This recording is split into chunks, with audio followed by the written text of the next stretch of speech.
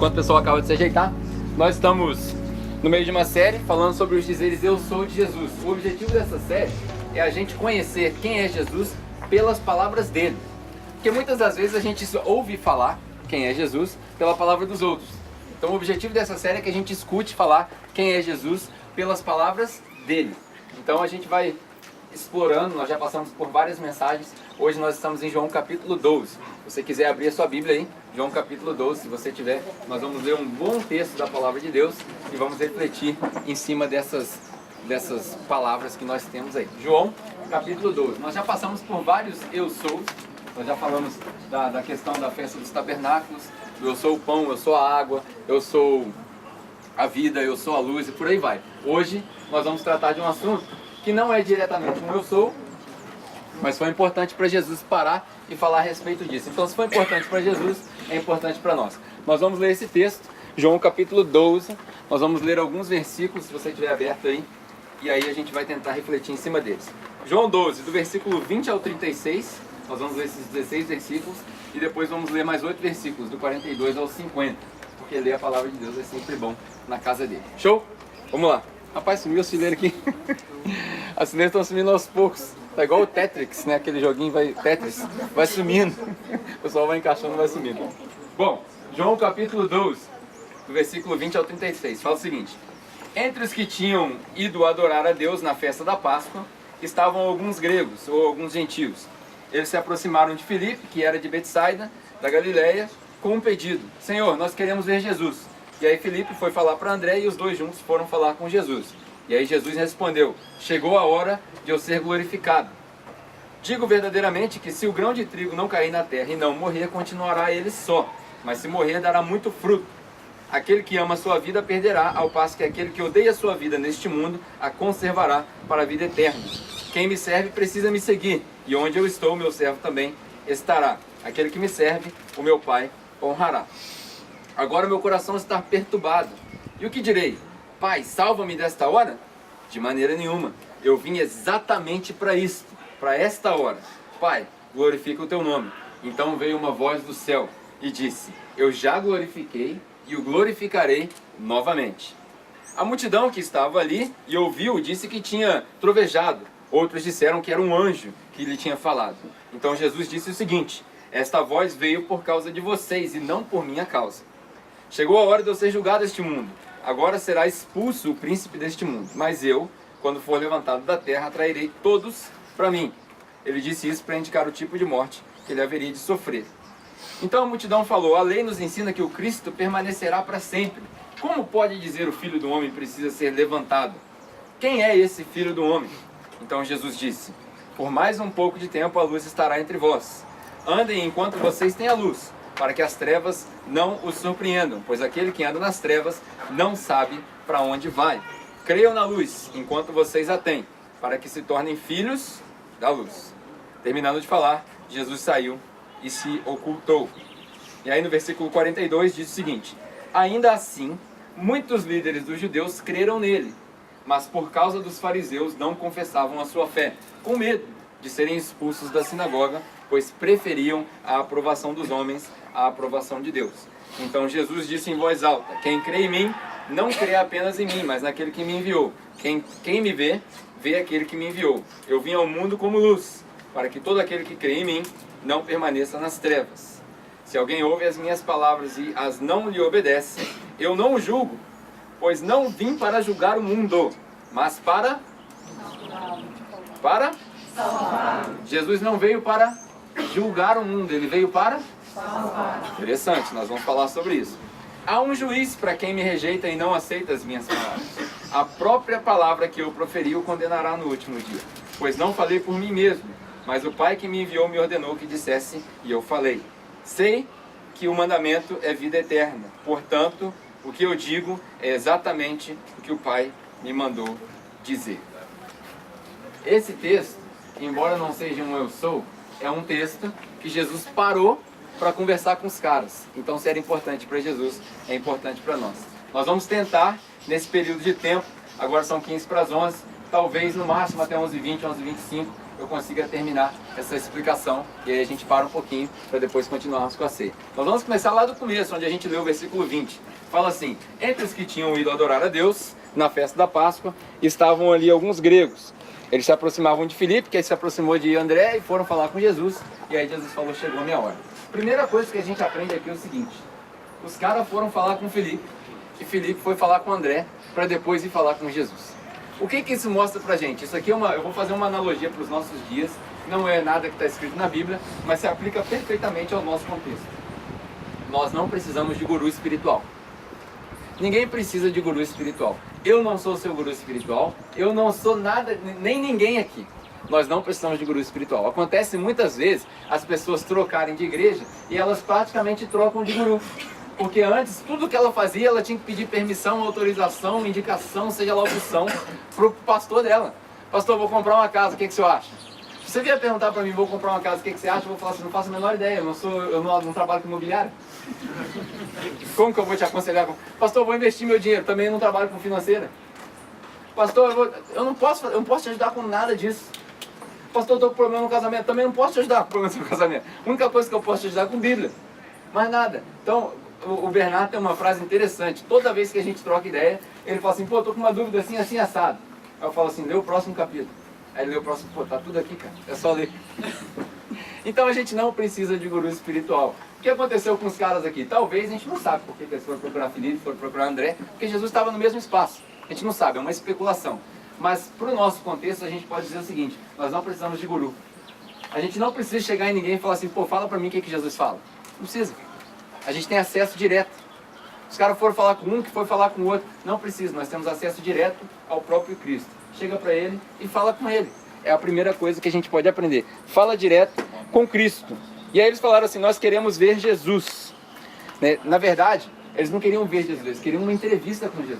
Eles estavam com dúvida. Sabe quando as pessoas... Esses dias o Michelin estava num debate lá no 88, alguns de nós vimos. E aí nos comentários eu coloquei um negócio que o próprio Michelin sempre fala. Evangelismo nunca é uma proposta, é sempre uma resposta. Você vive, você convive com as pessoas veem Cristo em você e elas te perguntam: o que é isso? Por que isso? E aí você responde. Então, o que eles queriam aqui, eles queriam perguntar, eles queriam encontrar com Jesus e falar assim: cara, eu estou com dúvida, isso aí que você está ensinando, você já está falando aqui sobre ressurreição, falando que você é maior que a lei, me ensina isso daí. Eles queriam perguntar. E aí tem um negócio interessante, talvez eu vá chatear algumas pessoas quando eu falar isso. Mas o pessoal fala assim: não, pode fazer pergunta porque não existe pergunta idiota. Tem muita pergunta idiota, cara. A gente precisa aprender a não fazer pergunta idiota. Porque, o que é pergunta idiota? É a pergunta que não tem pesquisa nenhuma. É a pergunta que o cara pergunta porque ele é preguiçoso, ele não quer ler, ele não quer estudar. Ele quer a sua opinião e ele quer tomar a sua opinião como verdade absoluta. Isso é uma pergunta idiota. Eu parei de responder pergunta idiota. Não respondo mais. Eu só respondo pergunta que tem fundamento. O que é a pergunta que tem fundamento? Quando o cara lê, aí ele busca, ele acabou com os recursos que ele tem, ainda que ele tenha pouco. Às vezes o cara não tem vários livros em casa, mas ele tem um pouquinho de recurso, um pouquinho só, chamado Google, que você digita uma palavra lá, aparece 37 milhões de resultados. Só um pouquinho de recurso. Aí ele pesquisou e falou: cara, agora eu não entendi. Aí sim. Aí se eu souber a resposta, que eu também não tenho resposta para tudo, se eu souber a resposta, eu dou a resposta. Se eu não souber, a gente vai procurar. Então a gente precisa fazer pergunta com fundamento. Esses caras que tinham fundamento. Que eles, ao decorrer do texto, você vai ver que eles falam assim: ó, a lei diz que o Messias tem que durar para sempre. Ou seja, eles conheciam o que eles estavam falando. Eles queriam uma entrevista porque eles sabiam o que eles estavam falando. Assim também tem que ser no nosso meio. A gente precisa ter fundamento nas nossas perguntas. Como diz o próprio Bernardo, eu já falei aqui, tá tudo aí, é só ler. Por quê? As pessoas idolatram os líderes da igreja porque acham que a função do líder da igreja é fazer tudo por você. Já viu? O pastor que é motorista, o pastor que é médico, o pastor que é advogado. Não é isso, cara. Essa não é a minha função. Na verdade, eu já falei até para alguns aqui, a minha função não é servir de inspiração para você, porque eu não sou o Cristo, eu não sou o Espírito Santo. Você não tem que se espelhar em mim, nem em ninguém que vier aqui. Você tem que se espelhar no próprio Cristo. Essa não é a minha função. Na verdade, a minha função não é nem te ensinar. Aí agora o negócio vai começar a ficar... Como assim? A minha função não é nem te ensinar. Imagina, olha a quantidade de pessoas que tem aqui. Tem gente aqui que eu nem conheço. A minha função não é te ensinar. Você pegar Efésios capítulo 4, versículo 11, um texto clássico, fala que Deus entregou para a igreja apóstolos, profetas, mestres, pastores e por aí vai, para preparar o corpo de Cristo para o trabalho do ministério. Ou seja, o trabalho do ministério é seu. Você que devia estar ensinando as pessoas. Porque você já sabe muito mais que muita gente. A minha função não é te ensinar, a função de ensinar é do mestre. E no nosso contexto aqui, a gente tem mestres muito mais capacitados que eu. Tem gente que fez 3 seminários, tem gente que tem pós-graduação, tem gente que se atreve até a dizer que é doutor em Deus, é doutor em divindade. Os caras sabem muito mais que eu. Vai perguntar para eles. Na nossa cidade aqui a gente tem o Cláudio que congregava com a gente aqui, você pode perguntar para ele. Na nossa cidade a gente tem o Michelin toda quinta-feira, eu falo isso aqui direto. Pô, você quer saber de Bíblia, quer aprender Bíblia? Essa semana, por exemplo, o Giovanni estava lá no nosso grupo, no Conexão. Aí a gente trocando ideia e tal, de repente ele falou um negócio, eu falei, caramba, você não sabia não. Depois ele falou outro negócio, eu falei, cara, também sabia dessa aí não. Faz o seguinte, semana que vem você traz uma aula para nós que eu também quero aprender. O que eu estou querendo dizer com isso? Eu não sou o mestre mais qualificado para te ensinar nada. Tem um monte de gente, a gente precisa aprender que Deus só vai fazer um rebuliço na nossa cidade, Deus só vai começar a salvar a gente de novo, porque na verdade tem um monte de gente que ouviu de Jesus e só não foi salvo porque não quer. Nossa cidade não tem ninguém que nunca ouviu falar de Jesus. Deus só vai trazer esse tal de avivamento para a nossa cidade quando a gente entender que a igreja não tem 4 paredes e que a minha igreja não é a única igreja. Quando a gente fala assim, não, peraí, quando a gente deixar dessa besteira de falar assim, eu não posso visitar outra igreja porque o meu pastor não deixa. Quantos anos você tem, mano? Quantos anos você tem? 2? Não é possível. A minha filha tem 5 anos de idade e ela já fala assim, eu já sou velho o suficiente para tomar minhas próprias decisões. Entendeu? Então a gente precisa mudar isso aí. Tem vários mestres na nossa cidade que eu recomendo, cara. O Michelin tá ali quinta-feira. Toda quinta-feira ele dá aula lá, ele abre a Bíblia, ele não precisa de script igual eu. Ele abre a Bíblia, ele dá uma aula. Vai lá e aprende com ele. Todo domingo de noite tem um Cláudio que congregava com a gente, ele plantou outra igreja. Quer aprender Bíblia? O cara é mestre, mano. Vai lá. Troca ideia. Quer aprender a Bíblia? Abre o YouTube, tem um monte de gente lá. O Nicodemos está dando show lá. Ó. Tem vídeo do Nicodemos há um monte. Isso é maturidade. Quando a gente amadurecer, aí Deus vai começar a trazer. Gente, a gente não precisa ser inseguro. Falar assim, os caras vão sair da minha igreja. Até porque não tem porta para parar ninguém. Não tem parede. Então, mano, você vai onde você quiser. Você faz o que você quiser. Você dá se você quiser. Você aprende se você quiser. Não tem pressão. Essa é a realidade que a gente precisa aprender, uma aplicação para o nosso texto. E aí ele continua, Jesus fala o seguinte, chegou a hora de eu ser glorificado. Como que Jesus sabia que chegou a hora? Olha que interessante, por causa de uma pergunta, Jesus chegou à conclusão de que era a hora dele ser glorificado. O que era ser glorificado? Glorificado é o crucificado. Para Jesus a glória era ser crucificado, porque ele sabia que ele veio para isso, a gente vai falar sobre isso já já. E aí ele falou, chegou a minha hora. Olha que interessante. Quando os gentios começaram a perguntar a respeito de Cristo, ele entendeu que chegou a hora. Quando os gentios começaram a perguntar a respeito de Cristo, ele entendeu que chegou a hora. Aí a pergunta que eu vou te fazer é o seguinte, tem gentio perguntando para você a respeito de Jesus? Quantas vezes na sua semana vem gente que não congrega na mesma fé, no mesmo lugar, que não tem a mesma fé que você, chega para você e fala assim, cara, me explica isso aí que você vive. Quantas vezes isso acontece com você durante a semana? Se não está acontecendo, significa que Jesus não está sendo glorificado. Por quê? Porque nós não estamos transparecendo aquilo que Ele colocou dentro de nós. Porque nós somos a igreja, juntos. E a igreja é o veículo que Deus escolheu para manifestar a glória dEle. Então, se nada está acontecendo, a glória está dormindo aqui dentro. A gente não está dando um bom testemunho. E o bom testemunho não é só obra social nem caridade. Não, o bom testemunho é viver com integridade. O bom testemunho é aproveitar as oportunidades quando elas aparecem. O bom testemunho é provocar as oportunidades se elas não aparecem. Como que a gente está provocando as oportunidades de falar de Jesus? Tem um outro exemplo legal aqui, o Hassan, vira e mexe, ele fala comigo, o pessoal foi lá em casa. Aí o que ele faz? O pessoal janta, quando acaba a janta ele joga a Bíblia na mesa. Só isso, cara, só isso aí já resolve o problema. Você jogou a Bíblia na mesa, você é forçado a ler. Até o cara que não crê vai falar assim, agora ele jogou aí, eu vou levantar agora. Vai pegar mal pra caramba se eu levantar. Vai ler um pedacinho. Então a gente provoca as oportunidades. Se não está acontecendo, Jesus não está sendo glorificado. E aí Jesus fala o seguinte, se o grão de trigo não cair na terra e não morrer, ele continuará só. Mas se ele morrer, ele dará muito fruto. Aqui a gente tem um exemplo extra bíblico, né? O pessoal fala assim, eu tenho um sonho de fazer isso. Já viu o cara que vai começar um negócio e fala, esse é meu sonho. Bateu a ideia nele, 2 meses depois ele está montando um negócio. é um negócio interessante que eu aprendi ao longo da vida, é o seguinte: tudo que você tem um sonho de fazer, a melhor coisa que você faz é botar ele na gaveta, fechar, trancar e enterrar. Deixa lá. É a melhor coisa que você faz. Por quê? Se de algum jeito ele sair de lá de dentro, é porque é de Deus. Agora, se ele não sair, é porque era da sua cabeça. É uma aplicação interessante. Por quê? Se a semente não morrer, ela não dá fruto. E às vezes a gente se empolga demais. A gente se empolga com o fato de que eu tive essa ideia maravilhosa, mirabolante, vou fazer acontecer. Dá ruim. Aí a gente quebra a cara, a gente perde dinheiro, a gente se frustra, casamentos se acabam. Então um desafio para você: eu tenho um sonho, cara, de sair disso aqui, eu vou montar meu negócio. Põe na gaveta, tranca, deixa uns 2 anos lá. Deixa ele apodrecer lá. Se ele sair da gaveta, naturalmente, é porque era de Deus. E aí, por que Jesus fala isso? Ele fala o seguinte: se eu não morrer, se a semente não morrer, não dá fruto. É igual a natureza, você olha para a natureza, esses frutos vão cair, tem semente lá dentro. Inclusive o pessoal que está debaixo da árvore aí, toma cuidado. Se aí cair na cabeça é morte, certo? O fruto vai cair, a semente vai abrir, você vai plantar a semente, vai dar outro fruto. Ele cair significa que ele morreu. Ele está pronto, morreu. É assim também no lado espiritual. No natural, se a semente não morrer, ela não dá fruto. No espiritual, se a semente que é Cristo não morresse, nós, que somos o fruto, não existiríamos. Já parou para pensar? Se o Cristo não morresse, nós não existiríamos, porque nós somos o fruto. Então Cristo falou assim: eu preciso morrer, porque senão eu vou ficar sozinho, senão eu vou ser mais um. Agora, se eu morrer, aí todo mundo se junta, porque vocês vão passar a crer em mim dali para frente. E aí algumas coisas que eu anotei aqui interessante. Jesus disse o seguinte: aquele que ama, continuando aí no versículo, aquele que ama a sua vida, a perderá. Ao passo que aquele que odeia a sua vida neste mundo, a conservará para a vida eterna. Aí eu anotei um negócio interessante, uma das frases para a gente gravar. Aquele que ama o que ele tem, mais do que o que Jesus dá, perde tudo. Grava essa. Aquele que ama o que ele tem, mais do que o que Jesus dá, perde tudo.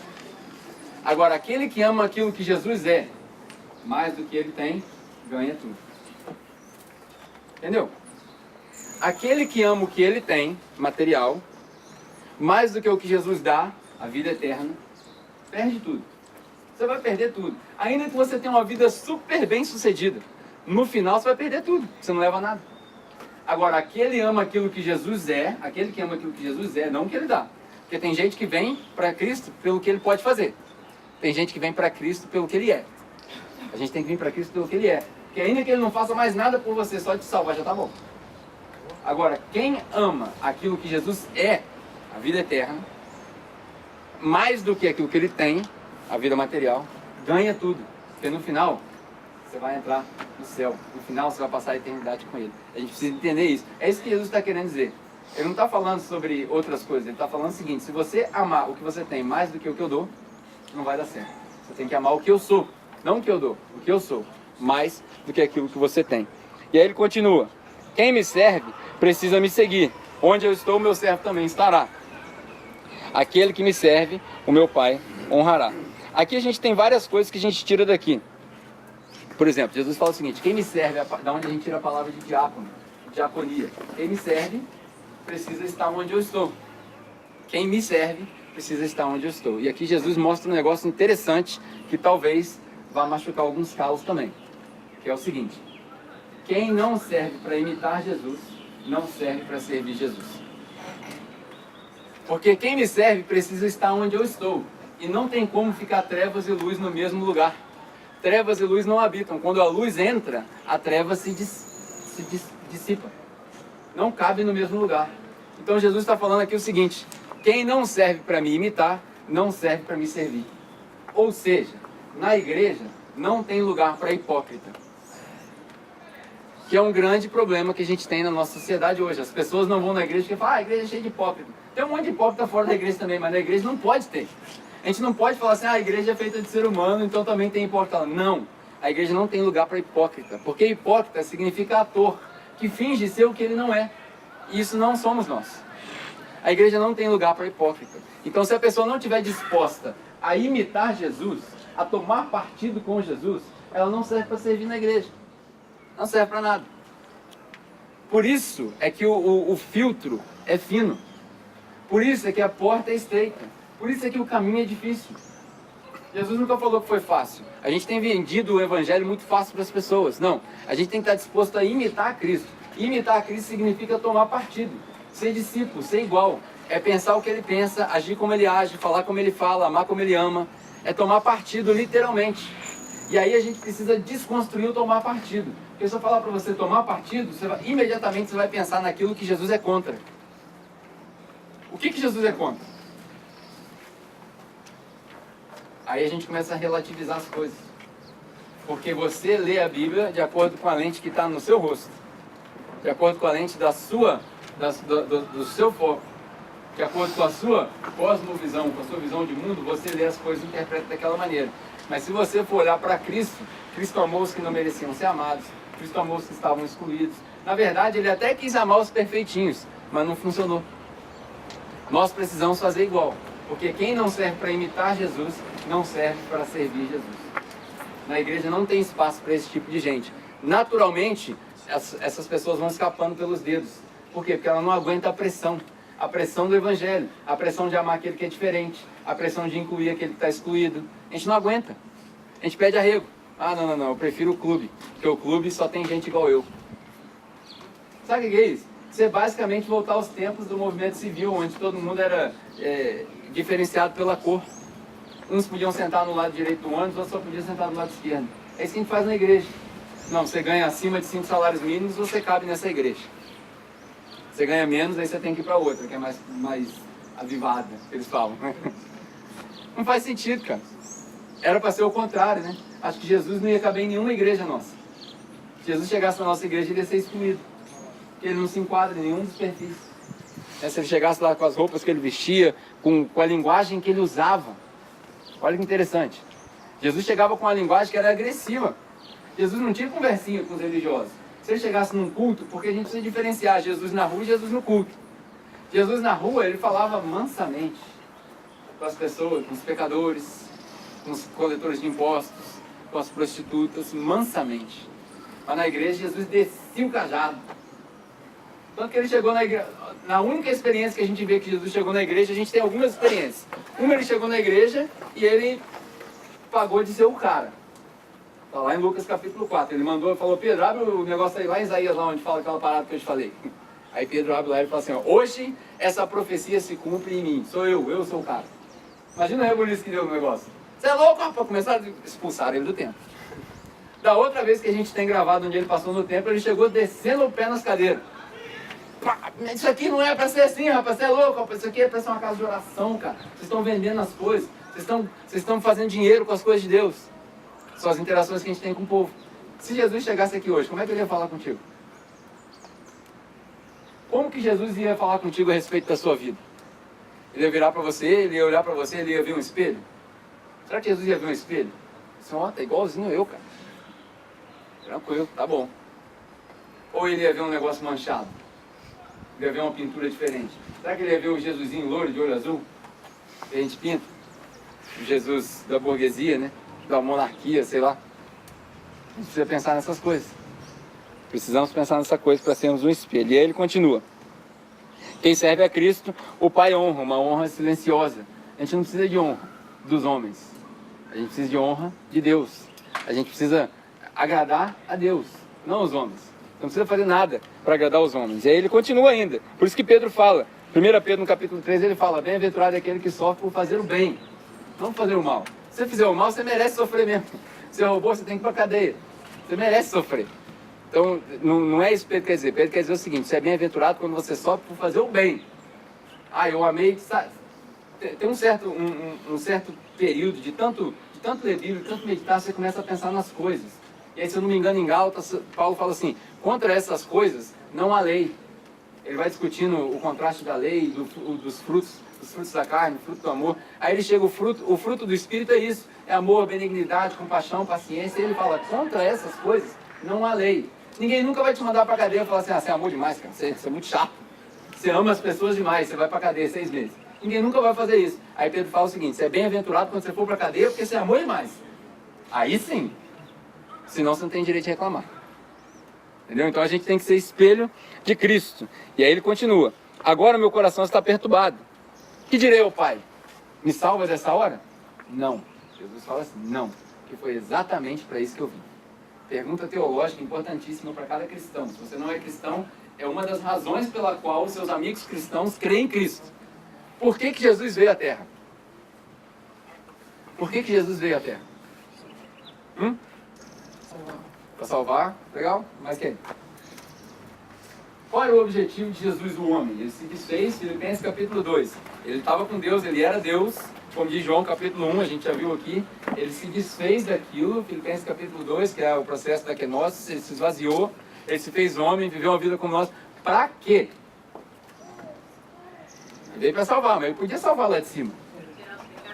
Veio para tirar os pecados do mundo. João Batista fala isso, né? Eis o Cordeiro de Deus que tira o pecado do mundo. Mais quem? Alguém? Mais alguém? Show do milhão? Como é que é o One Be Millionaire lá do Luciano Huck? Como é que é o nome daquele programa? Que é o seu milionário? Mais alguém? Não? Aqui a gente tem a explicação do porquê Jesus veio à Terra. Ele veio à Terra para morrer por mim e por você. E aí isso inclui tudo, para salvar, para tirar os pecados. Mas ele veio à Terra para morrer por mim e por você. Porque nesse momento ele fala, o que eu vou falar para o Pai agora? Me tira dessa? Não, de maneira nenhuma. Porque foi para isso que eu vim. Se não fosse a morte de Cristo, eu e você não teríamos salvação. Ah, eu não creio. Você vai se ver com ele no final. Não é comigo. Eu não sou a porta.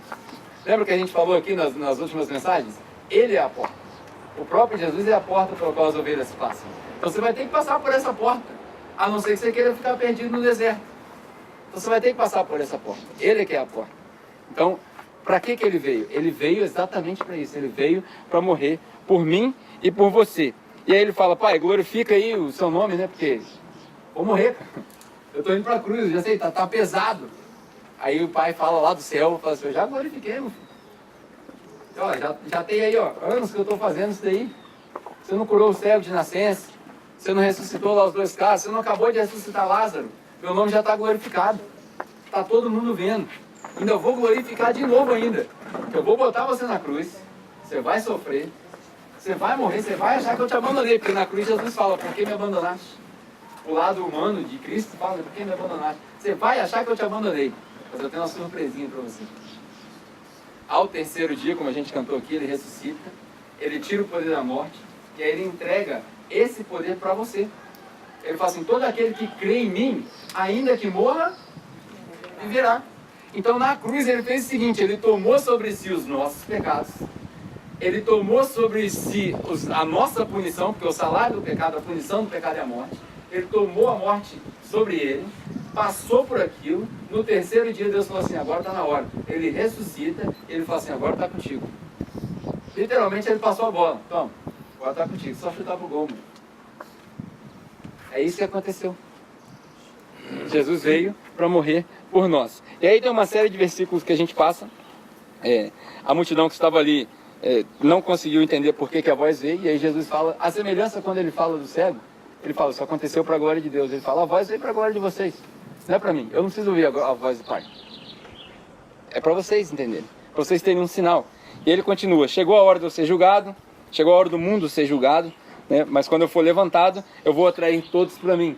Outra verdade que a gente precisa aprender também. Quando Jesus for crucificado, ele fala, eu atrairei todas as pessoas para mim. O que é esse todas as pessoas?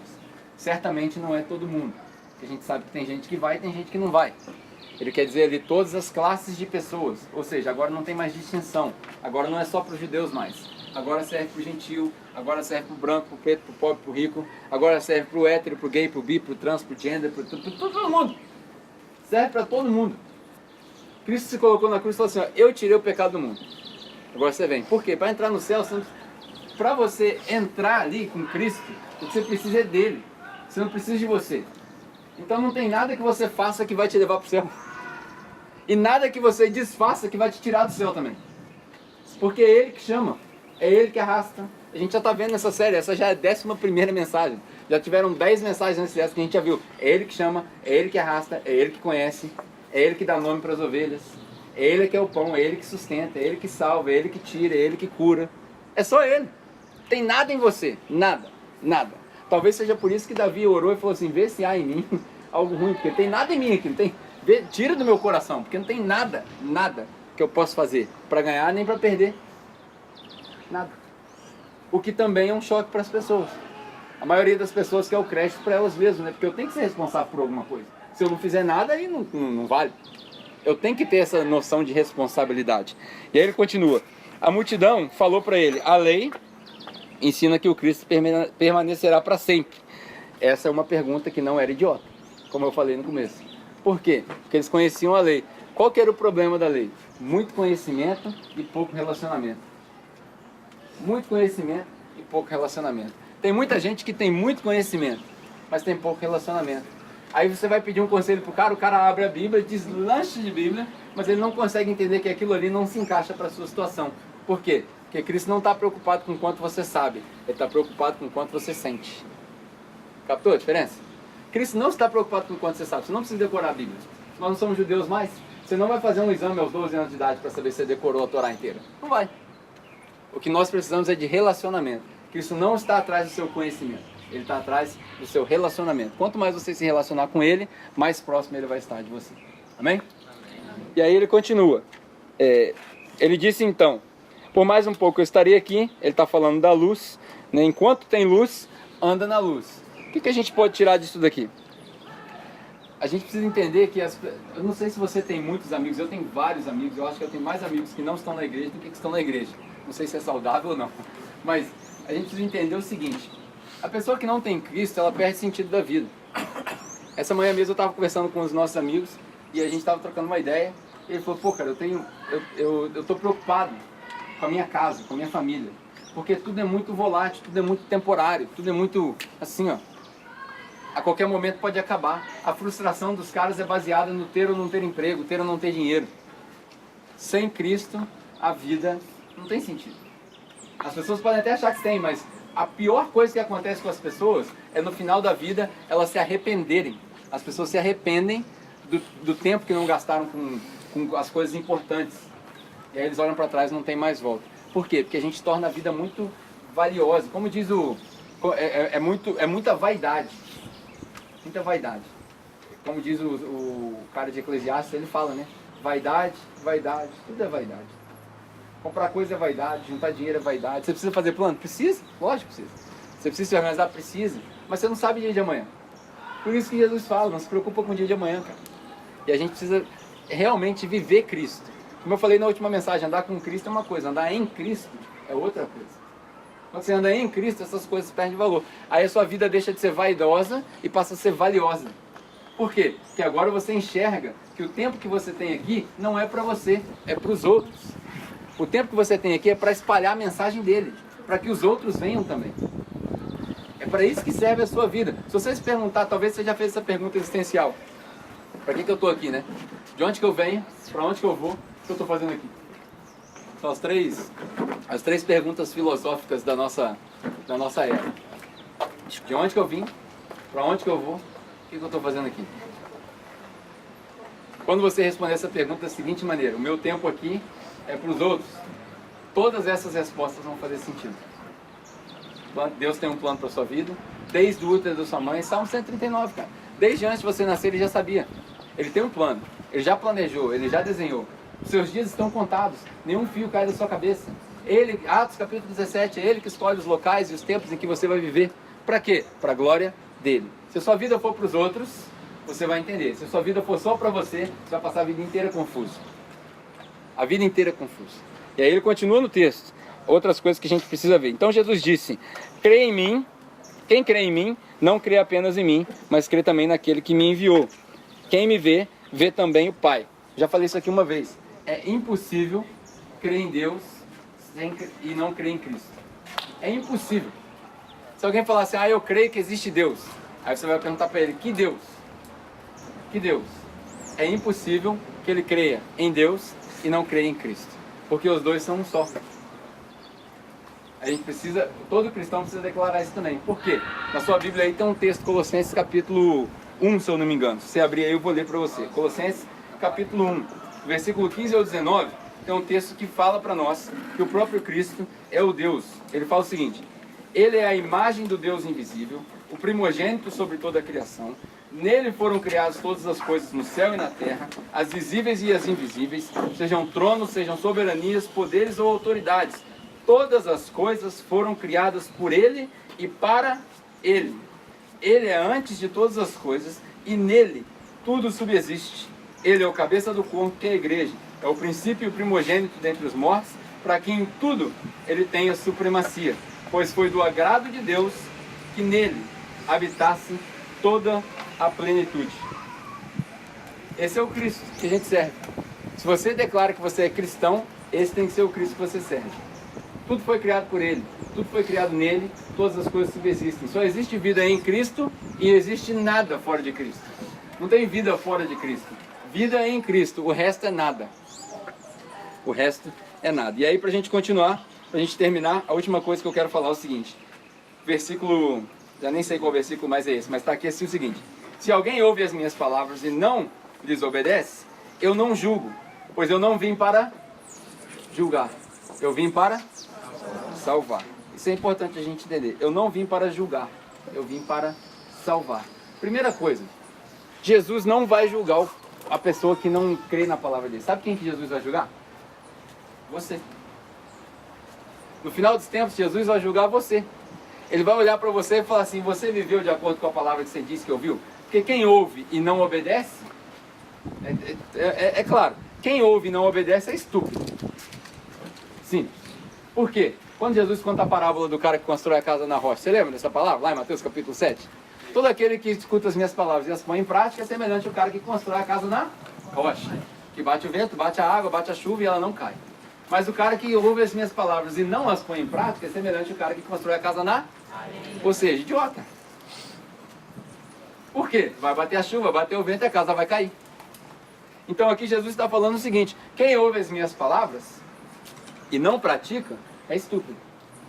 Ou é rebelde, teimoso. É isso que ele está querendo dizer aqui. Quem ouve, olha o que ele fala, quem ouve as minhas palavras e não lhes obedece, eu não julgo.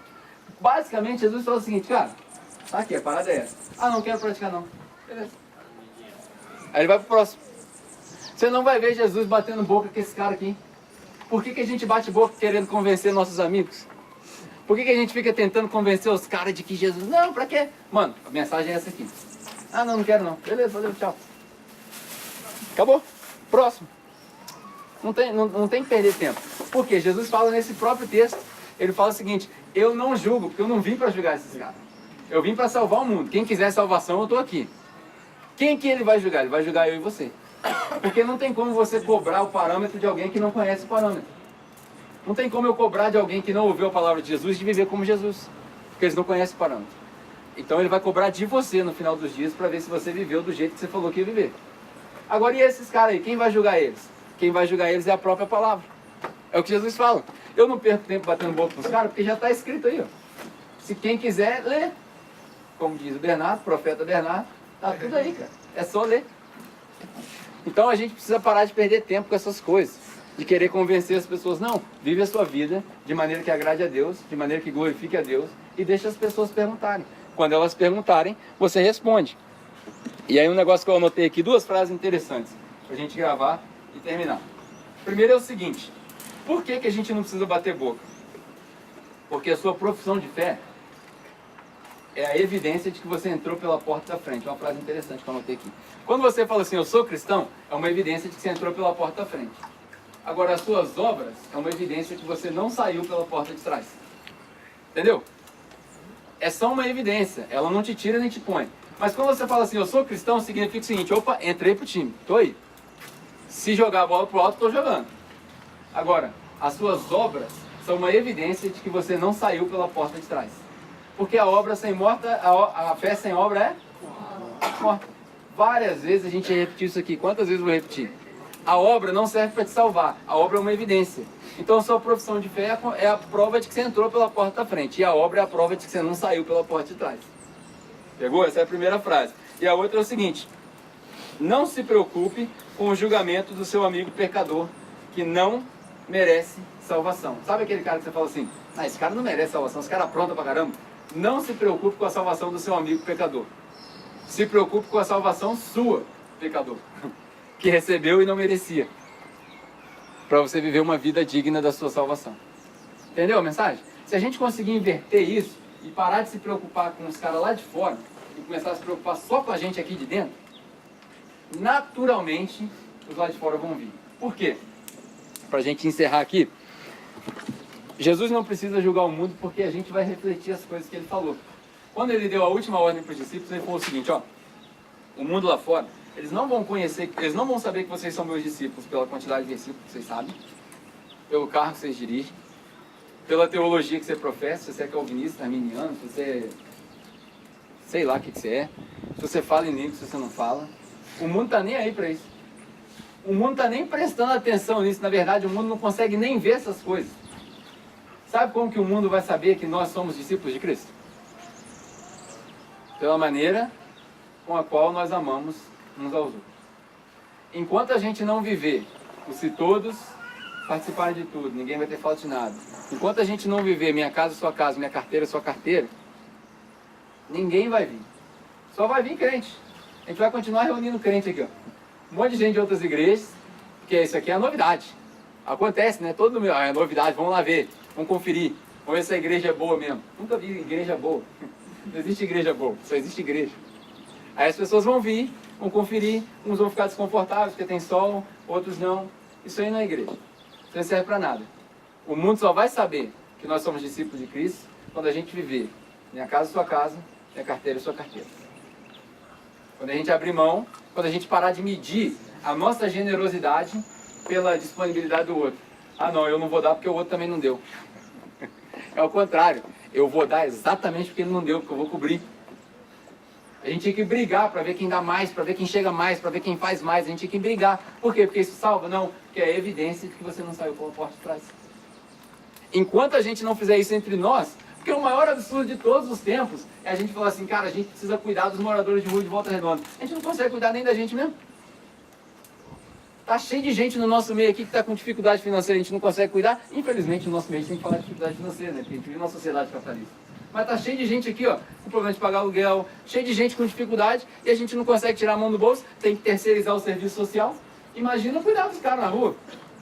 A gente não tem a menor condição, cara. A gente não tem peito.